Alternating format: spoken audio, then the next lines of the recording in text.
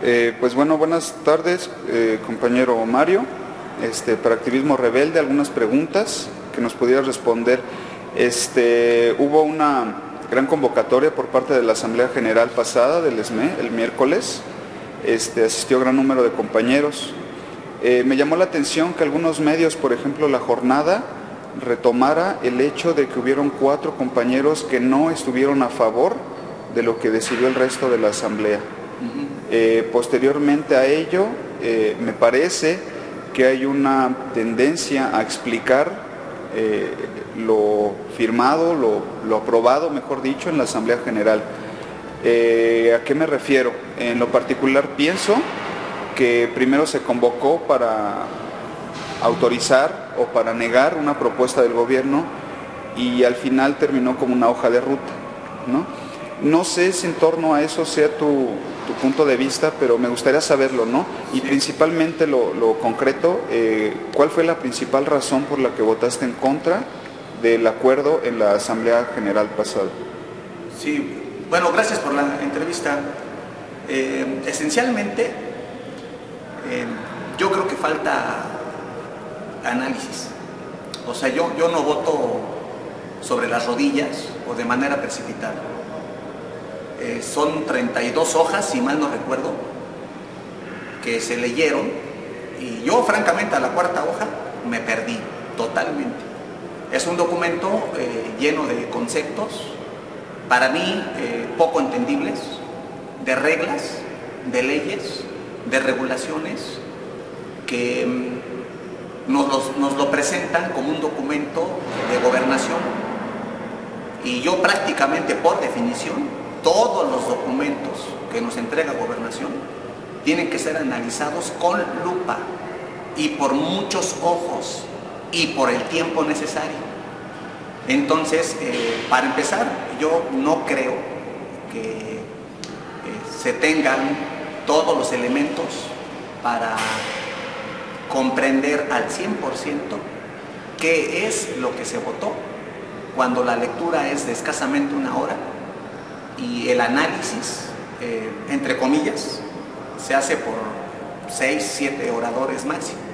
Entonces, esa es una de las razones por las cuales yo no voté a favor. En primer lugar, por desconocimiento, por ignorancia. Yo no acostumbro a votar sin conocer lo que estoy votando. Esa es una cosa. Y bueno, la otra es que,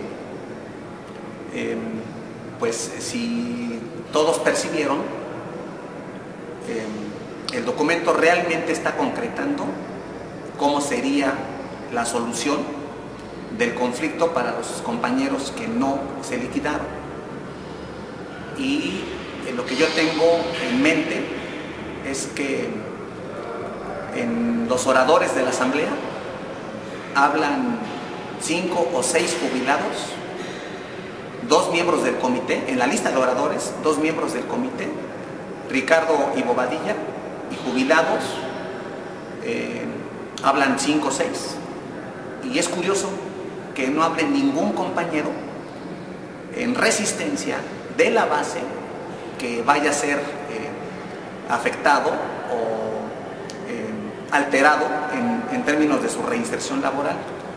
Eso es muy curioso, que simplemente al número 8 se votara algo tan importante.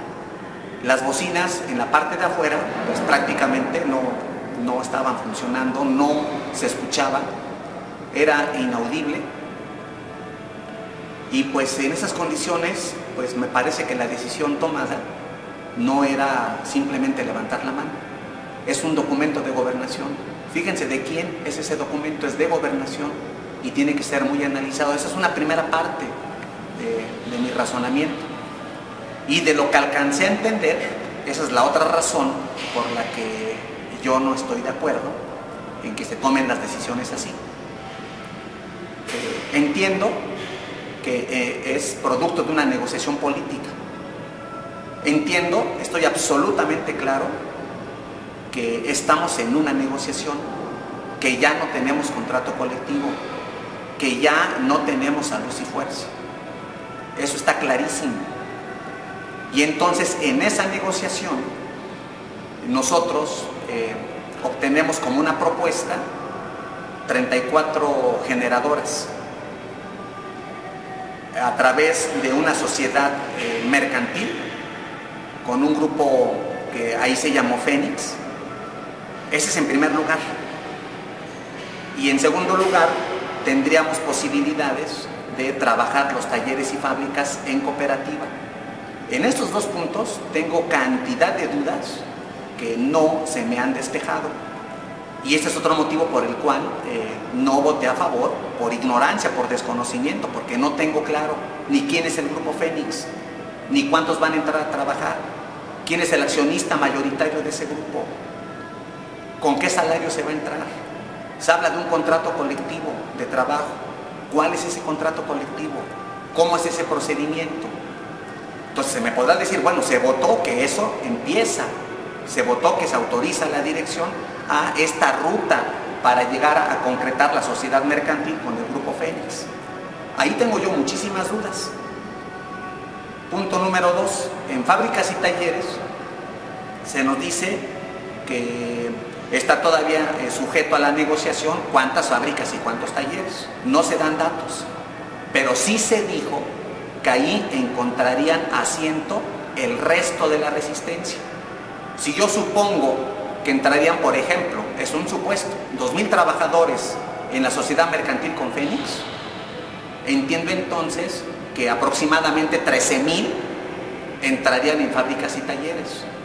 Y ahí yo tengo otro conjunto de dudas, como las cooperativas. Ahí no entra el sindicato, porque no es relación obrero-patronal, es una cooperativa. ¿Cómo vamos a quedar? ¿Como socios comisionados? ¿En qué figura? ¿Cómo queda el sindicato? ¿Cómo queda el estatuto? ¿Cómo quedan los escalafones? ¿Cómo quedan los salarios? ¿Con qué criterios? Y se me podrá decir, bueno, es que solamente se aprobó que todo eso va a ser parte de la segunda fase, porque nada más aprobamos la ruta. Y yo puedo conceder eso. Puedo conceder que el rumbo del sindicato respecto a la sociedad mercantil es perfectible. Y puedo conceder que el rumbo de la creación de las cooperativas es perfectible. Y ahí debemos tener mucho cuidado, mucha atención todos. Pero finalmente, esta es la razón respecto a la pregunta de por qué voté en contra. Esta es la razón que quiero exponer. Terminado el proceso de la creación de la sociedad mercantil y de las cooperativas, el punto de llegada es la liquidación individual.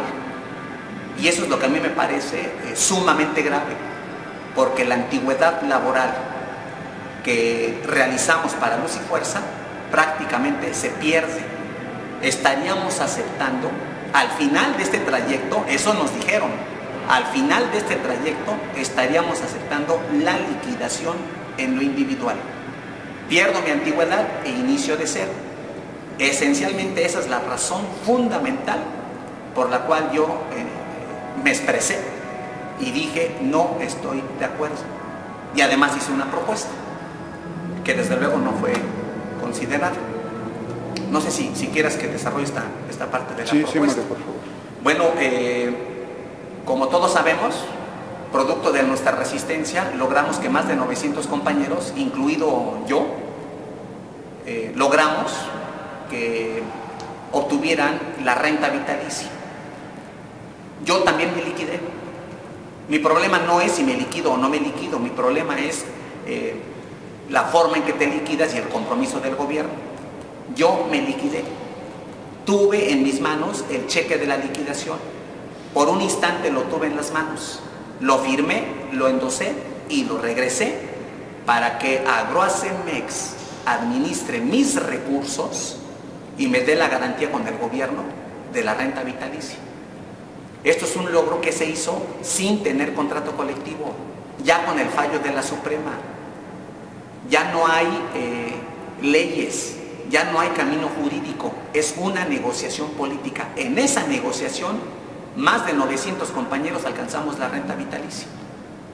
Y entonces yo propuse que esa misma figura se adoptara como adherentes, porque incluso en esta negociación política, esta palabrita de adherentes explícitamente está presente. Y entonces yo propuse que la antigüedad no se perdiera. Evidentemente tendrían que liquidarse, pero no para quedarse con el dinero el trabajador, sino tomar el cheque y hacer lo que yo hice y lo que hicimos los 900 compañeros: firmar, endosar y meterlo a Agroacemex. En este caso tendrían que trabajar el tiempo necesario para que con 22 años, 6 meses, un día, pudieran adquirir la renta vitalicia con el porcentaje convenido. Esto es una negociación política. ¿Por qué vamos a permitir que se pierda la antigüedad si tenemos 900 compañeros como ejemplos vivientes de que esta negociación dio para esto, para la renta vitalicia con Agroacemex? Y no me parece correcto que abandonemos la intención, la voluntad como organización de recorrer también esa ruta, de llegar a ese puerto, de decirle al gobierno, igualito que con los 900, la antigüedad sí nos la liquidas y la depositamos a Agroacemex. Evidentemente esto es optativo, es opcional, porque hay compañeros jóvenes con 20 años de edad y tal vez tuvieron 1 o 2 años de récord laboral. Si él se quiere liquidar con 1 o 2 años de récord laboral, tal vez no le cuesta empezar de cero, porque traía 1 o 2 años. Bueno, si él desea liquidarse, para él, adelante. Pero hay compañeros que traen más de 20 años y 50 de edad. ¿Qué le ofrezco a ese compañero como sindicato? ¿Qué le ofrezco? Que se liquide, que tenga su cheque por los 20 años de servicio y que lo entregue a Agroacemex, que le agregue valor por 2 años, 6 meses, un día, o más si es su deseo, y que adquiera la renta vitalicia, como yo lo he obtenido, gracias a toda la resistencia. Porque de otra manera estamos haciendo conquistas, estamos obteniendo logros que no se hacen extensivos a toda la resistencia. Y esa fue la propuesta. Y entonces quien dirigía la asamblea ni siquiera se prestó a ponerlo a votación. Entonces ayer en la reunión de jubilados, ayer miércoles 19 de noviembre, no sé cuándo vaya a salir esto, pero ayer miércoles 19 de noviembre, pues los pronunciamientos de la dirección es para que no se diga que no se dio información, pues se leyó el documento, hubo oradores y etcétera, etcétera. Miren, la verdad es que tener conocimiento de lo que se va a votar no puede reducirse a que se leyó en menos de 1 hora y con 8 oradores y ninguno de ellos de la base en resistencia se llevó a votación.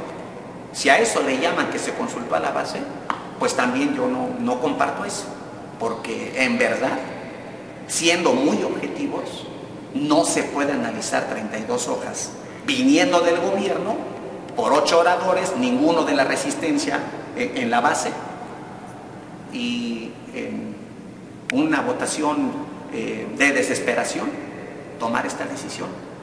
Entonces, pues yo pues quiero decir eso, o sea, todo esto me pasa por la cabeza cuando se pregunta quién está a favor, y la verdad pues es que todo el mundo alzó la mano, y sí fuimos muy poquitos, no fuimos 4, pero lo que hayan sido 8, hayan sido 10, no importa, sí se votó, y yo creo que fue una votación que no contempló todo el análisis y todos los pormenores de lo que se estaba acordando.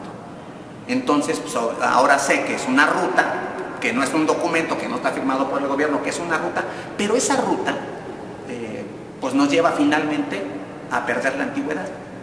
Y ese es el punto al que yo quiero llegar.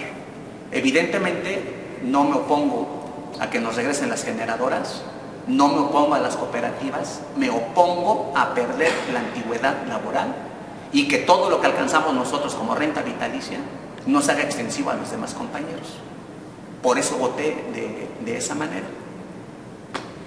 Mencionaste votación o aprobación desesperada. ¿Por qué crees que es esto? Pues son 5 años. Son 5 años. O sea, eso yo también lo entiendo. porque lo he vivido y lo estamos viviendo, a pesar de que tengo un par de meses con mi renta vitalicia, pues es evidente. O sea, la noticia es: hay trabajo. Entonces, cuando te presentan así las cosas, es: hay trabajo, hay 34 generadoras, hay fábricas y talleres, y primero nos van a dar eso, hay trabajo, o vamos a seguir resistiendo a ver cuántos años más nos tardamos. Pues si esas son las opciones, pues evidentemente el sentir entendible, comprensible, si la opción es resiste más años, o ¿qué crees? Ya me ofrecen generadoras, fábricas y talleres. Pues claro, obviamente pues la gente que va a votar, pero pasan de puntitas con el último punto. Ayer Martín Esparza dijo A, B, C, D, E, F, G. Primero, antes de pasar al B, nos dan el A. No pasamos al B si no nos dan el A. Es decir, primero las generadoras. No pasamos al C si no me dan las fábricas. Muy bien. No pasamos al D si no me dan los talleres.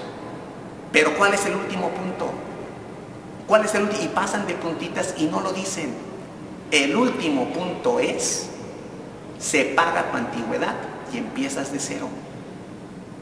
Y ese es el punto al que yo me estoy haciendo referencia a esa parte. Ese último punto puede modificarse. Ese último punto puede ser modificable. Y que ese último punto diga, después de A, B, C, D, E, F, G, después de esos puntos, renta vitalicia. Sí me liquido para efectos de renta vitalicia. No para que me lo quede yo y empiece de cero. No, porque eso es posible, fue posible, es real. Yo soy un ejemplo vivo de eso, y como yo hay 900 compañeros. Y además fue con el mismo gobierno, no fue con un gobierno anterior, es con el mismo Osorio Chong, es con el mismo Navarrete en Secretarías del Trabajo. Entonces, ¿por qué no podemos hacer extensivo esto? Y si es una asamblea democrática, pues hubiera puesto a votación esto. Y no, simplemente se vota que se agotó el tema. Nomás imagínense ustedes, se agotó el tema y ahorita están diciendo en asambleas departamentales que hay que informar, que hay que explicar. Pues no se agotó, por favor, no se agotó. Al octavo orador, la mesa corta y pues se vota. Y ahorita es lo que ellos dicen. Ellos, la dirección, no, pues ya se votó, ya se votó. Pues sí, pero no han dicho las cosas como son. Y el punto es que yo puse a discusión otra vía para que esto no termine en perder la antigüedad. Y no es una vía inalcanzable. Y aquí quiero hacer otro paréntesis. Porque en estos momentos el gobierno está francamente en un proceso de debilitamiento. Yo en años no he visto tal debilitamiento de las estructuras del Estado, de los personajes incrustados en estas estructuras. Llámese Peña, llámese Osorio Chong, llámese Navarrete, o sea, llámese los partidos, todas las instituciones del Estado están profundamente cuestionadas. Y aquí también hay por lo menos dos visiones. Hay una que dice, no, pues si cambia Osorio Chong, en la desesperación, pues te ponen este argumento. No, es que si pueden tumbar a Osorio Chong, y si cae Osorio Chong, ¿qué crees? Vamos a empezar de cero. Y pues esto genera también de que pues hay que apurarse a votar a favor. Y miren, la verdad aquí yo no estoy de acuerdo con eso. Porque entonces si cae Osorio, el asunto es que no caiga Osorio Chong, pues imagínate tú entonces qué hacemos con las movilizaciones, qué hacemos con los estudiantes, qué hacemos con todo este pueblo que está exigiendo verdaderos cambios a nivel del país. Entonces no nos conviene que caiga Osorio Chong. Y es que es distinto, es muy distinto si cae un secretario de Gobernación porque se cayó el helicóptero. Esa es una cosa. Si cae el secretario de Gobernación porque un movimiento social nacional lo derriba, esa es otra cosa. Y estamos en ese trayecto. Si hay cambios en el gabinete por el movimiento social, eso no nos debilita, eso no nos hace empezar de cero. Y si te quedas con la lógica de que más vale que no caiga Osorio Chong, le estás dando la espalda a todo el pueblo, a todos los estudiantes. Si más vale que no caiga Peña Nieto porque nos van a dar solución, estás totalmente equivocado. Y entonces quien asusa a la votación rápida, desesperada, antes de que caiga Chong, porque si no vamos a empezar desde cero. Es absolutamente falsa esa lógica, y además es darle la espalda a todo el movimiento social, y yo no comparto eso. Y otra parte que también se emplea como prácticamente como un terror psicológico, y es que ya dijo la Suprema, y eso se vence en 2 años y ya se va a cumplir, y entonces ya valió gorro esto. Pero pues todos sabemos que se metió un incidente de liquidación para ganar tiempo, y entonces esa premura que lleva a percibir al trabajador de base que se tiene que votar así y ni modo, yo no la comparto. Tenemos tiempo por el incidente de liquidación, y si hay cambios en el gabinete, yo la verdad veo que eso es bueno para nosotros, que eso no nos va a perjudicar, al contrario, ni modo que caiga Chong y los del Poli empiecen de cero, por favor. Pues, ¿cómo creen? Entran debilitadísimos, y es cuando tenemos que aprovechar todo esto. De ahí que pues yo soy parte de esta lucha por exigir que caiga Peña Nieto. Sí, yo lo digo abiertamente. Todos los partidos son lo mismo, todos los partidos, todas las instituciones. Esa es parte de la tesis que he sostenido estos 5 años. Estamos ante un Estado criminal. Las leyes nos favorecen, pero están en manos de asesinos, de delincuentes, de narcos. Y todo esto se tiene que resolver por la vía de la movilización social. Y otra vez, muy bien, estamos ya en la ruta para que nos regresen las generadoras, las fábricas, en ese orden, dicen ellos. Primero nos regresan, luego cooperativas, luego fábricas, y hasta el final te liquidas. Ese es el orden que nos dicen que se va a llevar a cabo. Pues no sé, pero en mi caso, yo no he visto que ese orden se respete, porque todavía no me dan la liberación de la hipoteca, ni me pagan el 50% de la compensación por antigüedad, ni la energía eléctrica, ni todo lo que se nos dijo tendríamos como renta vitalicia. Todavía no acabamos con esto y ya estamos en otro punto. Es más, los de salud precaria todavía no se van. Es más, los de 2261 todavía no se van. Y entonces, pues ahora nos dicen que ese va a ser el caminito. Primero A, luego B, luego C, luego D, hasta la G. Muy bien, ojalá sea así. Y voy a insistir. Terminando los puntos A, B, C, D, E, F, G, lo que sigue es, desde mi punto de vista, me liquido para efectos de renta vitalicia, no para perder la antigüedad. Y a través de tu medio, de la entrevista que amablemente me estás haciendo, pues yo llamo a todos los compañeros.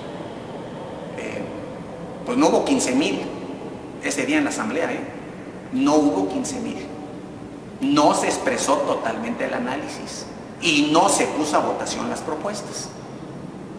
Pues yo todavía tengo esperanzas de que se tenga la sensibilidad requerida para que reconsideremos que no perdamos la antigüedad de toda nuestra resistencia, porque finalmente vamos a acabar liquidándonos con una sociedad mercantil y cooperativas que se parece mucho, se parece muchísimo a lo que nos dijeron al principio.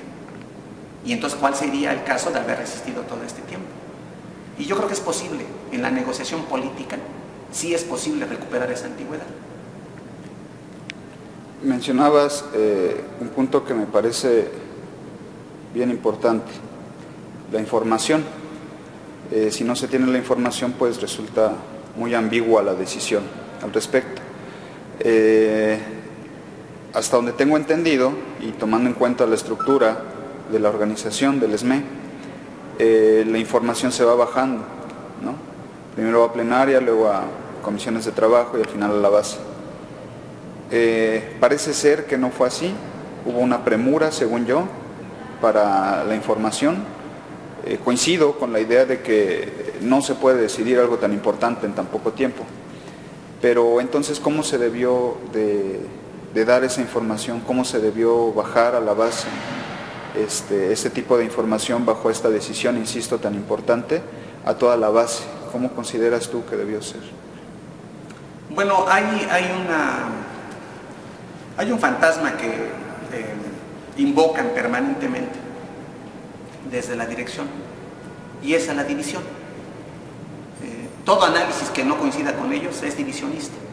Y siempre dicen, la crítica se vale, pero cuando la ejerces, pues eres divisionista. Y estás rompiendo la unidad, y etcétera. Y a este fantasma también se le agrega el compartimento de la información. Porque si se da a conocer, va a provocar división al interior, se va a conocer por el enemigo y entonces no nos conviene. Y todo el tiempo es para que no la conozca el enemigo. Y pues yo la verdad, pues ese cuento yo pienso que ya se les está agotando. O sea, no se conoce porque podemos exigir más, porque podemos valorar mejor las cosas, porque debemos hacerlo. Ese formato en donde se discute primero en el comité y luego en la plenaria y luego en asambleas, yo creo que debe cambiar. Es muy importante que la base conozca totalmente cómo va a vivir el resto de su vida, porque eso es lo que estamos decidiendo. Ni más ni menos estamos decidiendo cómo vamos a vivir el resto de nuestra vida. ¿Qué va a pasar con nuestro sindicato? ¿Qué va a pasar con estos 100 años? Porque vamos por otros 100 años. Y yo creo que podemos tener la información, acuerparnos, unificarnos y salir todos, en verdad todos, en unidad para seguir luchando, para seguir avanzando. No dar la información y entonces ponemos en aprietos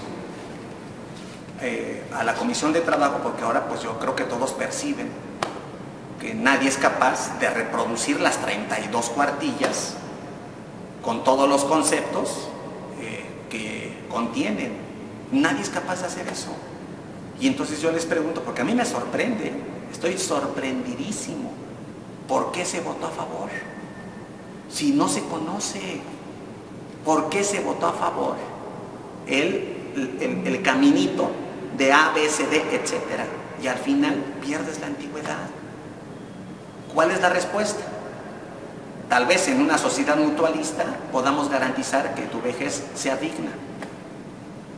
Eso tiene que analizarse, como lo que yo propuse, como lo que el compañero Toño Almazán propuso.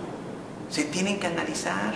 La base lo tiene que discutir y tenemos que llegar a un acuerdo. Así se construye la unidad. ¿Qué va a suceder? Pues si tenemos jubilados de antes del decreto, jubilados de renta vitalicia y quizás jubilados de sociedad mutualista, pues nos están despedazando.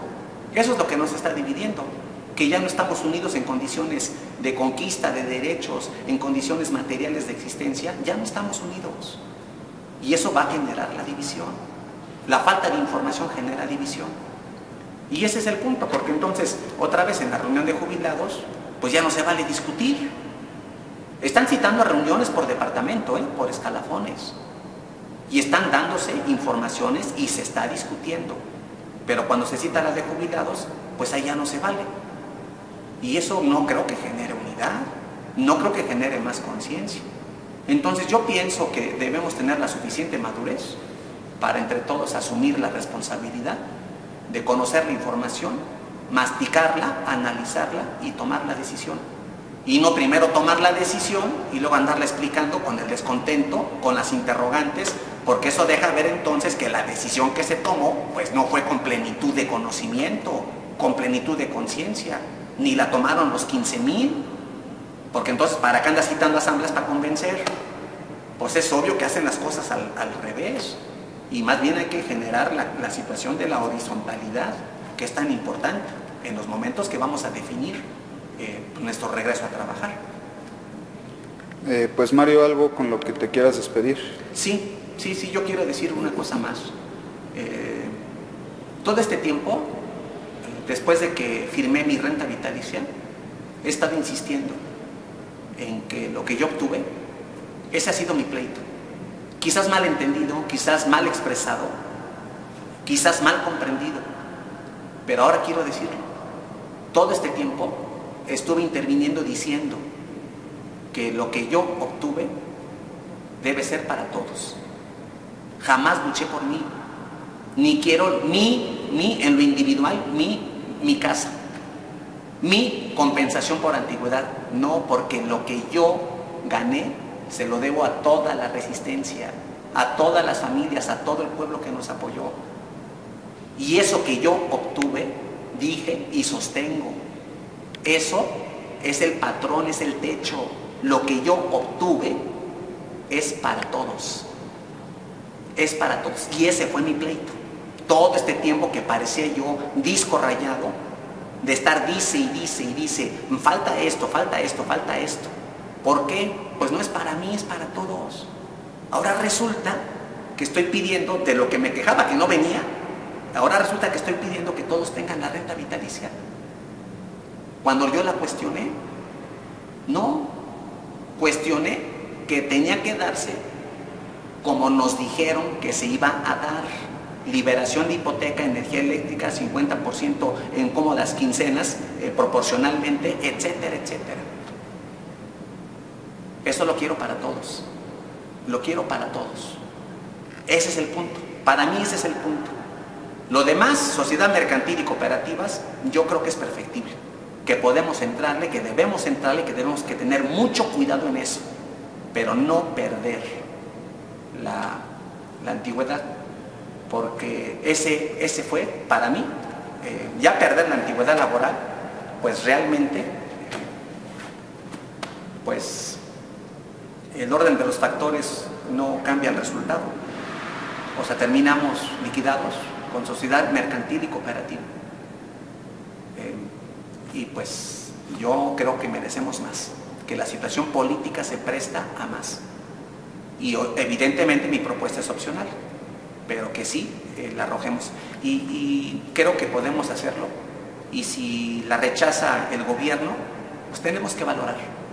Pero si la rechazan al interior del sindicato, pues es lo que no me agrada, y la rechazan en ese contexto, con 8 oradores, con una lectura de 32 cuartillas, sin conocimiento real, porque conocer no es te lo leí, entonces ya sabes. Eso no es conocer. Conocer no es lo leí despacito y se proyectó, entonces como ya sabes, vota. No, eso no es conocer. Es la realidad, eso no es conocer. Pues yo apelo, todavía apelo a la sensibilidad de quienes toman las decisiones para que esta propuesta pueda ser considerada y no perdamos la antigüedad. Y entonces hago un llamado a todos los compañeros de 15 años, de 20 años, con edad, a que opinen, a que se defiendan, a que den la cara. Son ellos los afectados, y lo que le afecte al ESME, a mí me afecta. Todo lo que le afecta al ESME, a mí me incumbe. Por eso estoy opinando. Yo soy de la renta vitalicia, pero lo que le pasa al ESME, a mí me pasa. Si le afecta al ESME, me afecta. Y ahora hago un llamado a toda nuestra base, que piense bien en lo que se decidió, y que podemos rectificar, podemos hablar, podemos decirlo. O sea, otra vez, pues yo sé que les lastima a algunos los oídos, es otra vez romper el silencio, y yo llamo a eso, a romper el silencio.